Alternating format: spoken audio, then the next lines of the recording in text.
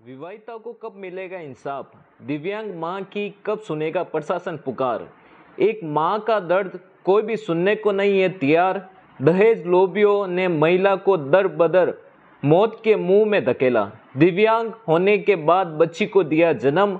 माँ बाप ने मजदूरी कर अपनी लाडली बेटी की शादी। थाने में मामला दर्ज होने के बाद भी आरोपी घूम रहे खुलेआम। दहेज लोभियों ने महिला व परिजनों को दे रहे खुलेआम धमकी। बेटी बचाओ बेटी पढ़ाओ सरकार नारे लगाकर खूब प्रचार कर रही है, परंतु धरातल पर ये सभी नारे धूमिल हो रहे हैं। दहेज लोभी आज भी महिलाओं को मारपीट कर घर से बाहर निकाल देते हैं और कार्रवाई नहीं होने से उनके हौसले बुलंद हो रहे हैं। प्रशासनिक अधिकारी बनाने का सपना संजोए हुए अपने बेटी को मजदूरी कर शिक्षित किया। 22 जनवरी 2023 को मेरी शादी पाली रजत नगर चदरवाला बालाजी नरपत मेरे ससुर नरपत सिंह जी के पुत्र योगेश से हुई थी। और शादी के 4-5 दिन तक तो मेरे को सही रखा। उसके बाद मेरी सास व तीनों नंदों ने मेरे साथ टॉर्चर करना स्टार्ट कर दिया, दुर्व्यवहार करना स्टार्ट कर दिया। मेरा पति सिगरेट पीता था और वाइन करना स्टार्ट कर दिया और मेरे साथ मारपीट करता रहता था। और मेरे सारे रकम वगैरह गहने थे वो सारे ले लिए। मेरे साथ मारपीट करना स्टार्ट कर देता और आए दिन मेरे को रोज़ टॉर्चर करती रहती थी मेरे तीनों नंदे व सास वगैरह। और फिर 22 मार्च 2023 को पता नहीं इन्होंने मेरे को 22 मार्च से पहले 10-15 दिन पहले मेरी सास और मेरी ननद एक मुसलमान के पास रहती थी और पता नहीं उनसे क्या करवा के मेरे को खिला पिला के मेरा दिमाग पूरा ख़राब कर दिया। और 22 तारीख को 11 बजे के बाद मेरा दिमाग काम करना बंद कर दिया। और 2 बजे के बाद मुझे पता नहीं मेरे साथ क्या हुआ, मैं कहाँ पे चली गई, किस रास्ते पे गई, कहाँ पे बैठ गई, कहाँ पे सो गई, मेरे को कुछ पता ही नहीं चला। फिर बाद में सितंबर के बाद मेरे को होश आया तो मैं MGH हॉस्पिटल जोधपुर में एडमिट रही। तो मेरे को पता चला कि मेरे दोनों पाँव कट गए। फिर भी मैंने कुछ एक्शन नहीं लिया, मैंने सारी बात अपने ऊपर ले ली। फिर 1 महीने तक तो मैं वहाँ एडमिट रही। मेरे साथ मेरे परिवार वाले भी रहे थे और मेरे ससुराल वाले भी रहे थे, पर ससुराल वाले मेरे परिवार से मिलने नहीं देते थे। वो आते थे तो उनको भगा देते थे और सारा दिन मेरा पति मेरे पास ही रहता था, तो मेरे को कुछ बोलने ही नहीं दिया था। फिर 1 महीने वहाँ से मेरे को छुट्टी दिलाने के बाद डायरेक्ट मेरे को अपने ससुराल लेके चले गए। और मेरे को ससुराल में जाने के बाद पहले मेरे को छुट्टी दिलाने से पहले मेरे को एक पागलों के डॉक्टर के पास लेके गए थे और उनसे मेरे पागल की सारी मेडिसिन वगैरह लिखवाई थी कि ये तो पागल है, ये कुछ नहीं करती है, दिमाग की सारी मेरे को गोले खिलवा दी थी। और फिर बाद में मेरे को डायरेक्ट ससुराल लेके चले गए थे।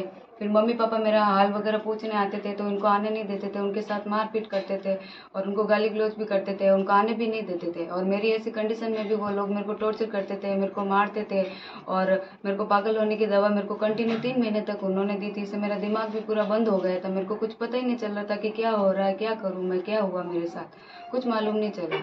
और ऐसी कंडीशन में मेरी तीनों नंदे मेरे को लकड़ी से मारने के लिए मेरे अंदर रूम में आई थी।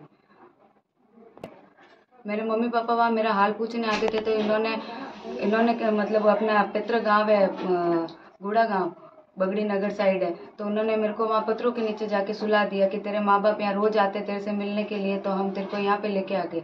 फिर वहाँ मेरे को 15-20 दिन तक रखा था, ना कोई सेवा चाकरी होती थी ना कुछ। फिर मेरी मेडिसिन खत्म हो गई तो मैंने उनको बोला कि मेरी मेडिसिन खत्म हो गई तो आप मेरे को जोधपुर एक बार चेकअप करवा के आओ।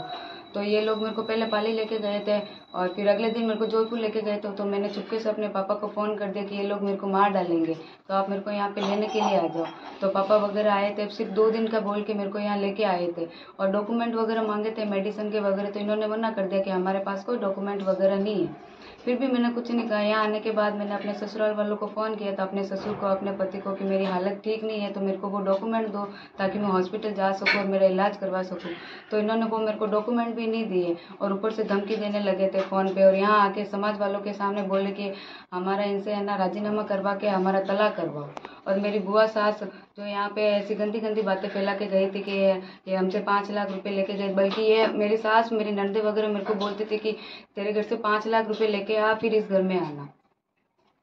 हो गई मैं अपने दोनों पाँव खो चुकी और ऐसी कंडीशन में मैं प्रेग्नेंट भी थी और अभी मेरी डिलीवरी भी हुई, 1 महीने की मेरी बच्ची भी है।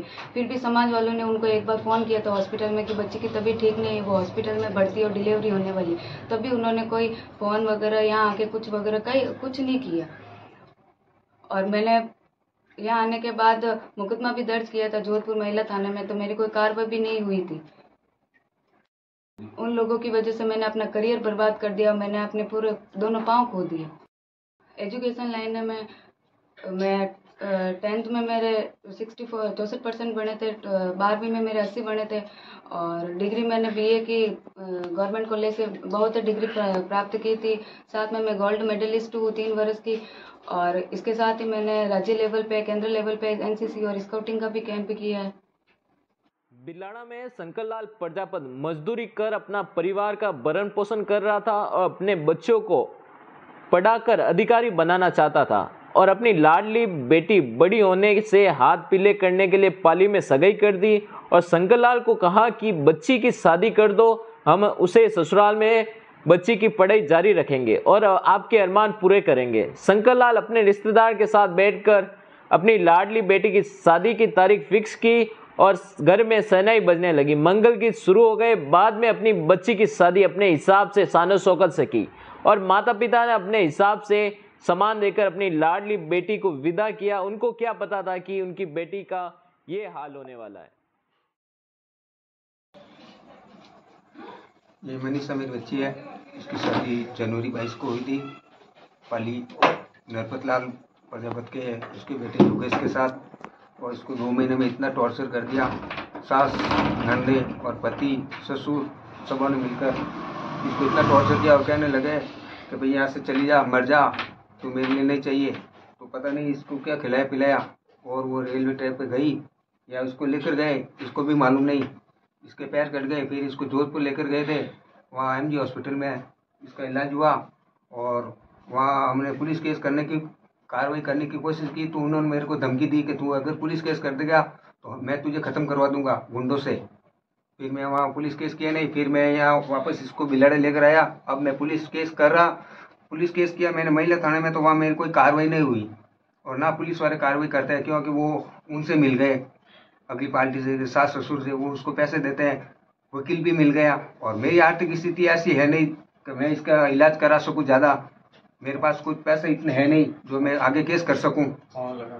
मैं तो समाज और सबसे निवेदन कर रहा हूँ कि आप मेरी सहायता करें। पोती है, इसके अभी एक बच्ची हुई है, उसके प्रवेश करना ही मेरे हाथ की बात नहीं है। इसके पाँव लगाने का खर्चा भी हमारे पास नहीं है, हमारी घर की स्थिति डाउन है, कृपया करके सहायता करावें।